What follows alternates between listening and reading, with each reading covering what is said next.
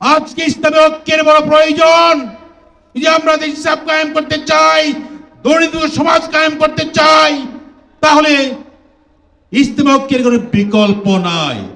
দেশ হাজার সার্বভৌমত্ব বাঁচাতে হলে, আমাদের শত্রুর হাত থেকে রক্ষা করতে হলে একমাত্র ইসলাম, একমাত্র মুসলমানিত্বের পরিচয়ে এই দেশকে বাঁচতে হবে, এর কোনো বিকল্প নাই। বিসমিল্লাহির রহমানির রহিম। আজকে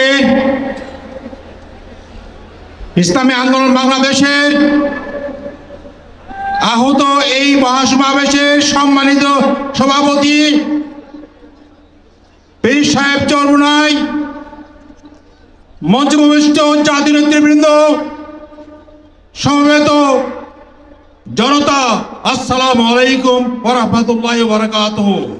আমি স্পষ্ট করে বলতে চাই, আজকের দাবি জনগণের দাবি, জাতির দাবি, অতীত বিলম্বে বিচার কাজ সুষ্ঠু সম্পাদন করা, দৃশ্যমান করা, আর দাবি সংস্কার করা।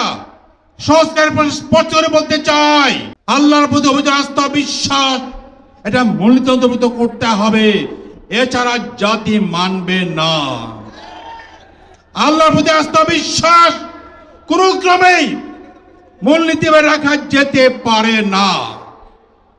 এর সাথে সাথে নির্বাচন সংস্কার করতে হবে। আজকের মাস্তানদের আধিপত্য থামাতে হবে। কোনোভাবেই নির্বাচন কেন্দ্র যখন নির্বাচন করার সুযোগ দেওয়া যেতে পারে না। তাই আমরা দাবি করেছি, এখন সমর্থন ঘোষণা করছি, পেয়ার পদ্ধতিতে নির্বাচন করতে হবে, এর কোনো বিকল্প নাই। এর সাথে সাথে বলতে চাই, আজকে ইসলামী ঐক্যের বড় প্রয়োজন। যে আমরা দেশ হিসাব কায়েম করতে চাই, দরিদ্র সমাজ কায়েম করতে চাই, তাহলে ইসলামী ঐক্যের কোনো বিকল্প নাই। দেশ হাজার সার্বভৌমত্ব বাঁচাতে হলে, আমাদের শত্রুর হাত থেকে রক্ষা করতে হলে একমাত্র ইসলাম, একমাত্র মুসলমানিত্বের পরিচয়ে এই দেশকে বাঁচতে হবে, এর কোনো বিকল্প নাই। যারা দেশকে ইসলামের বিপদে পরিচালিত করতে চায়, তারা সেকুলার বানাতে চায়, তারা পশ্চিমা এজেন্ডা বাস্তবায়ন করার জন্য ভারতীয় এজেন্ডা বাস্তবায়ন করার চেষ্টা করছে। এই জাতি কখনোই এটা হতে পারে না।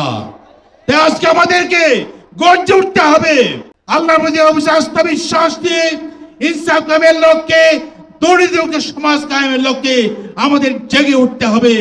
উদাত্ত আহ্বান জানাতে চাই, আসুন সবাই মিলে আমরা আগামী নির্বাচনে ইনসাফের পক্ষে, ইসলামের পক্ষে, ইনসাফ কায়েমের পক্ষে, দুর্নীতি বিরোধীর পক্ষে আমরা জেগে উঠি, ভোট প্রদান করে দেশকে আমরা ইসলামের পথে, শান্তির পথে, প্রগতির পথে, উন্নতির পথে আমরা পরিচালিত করি।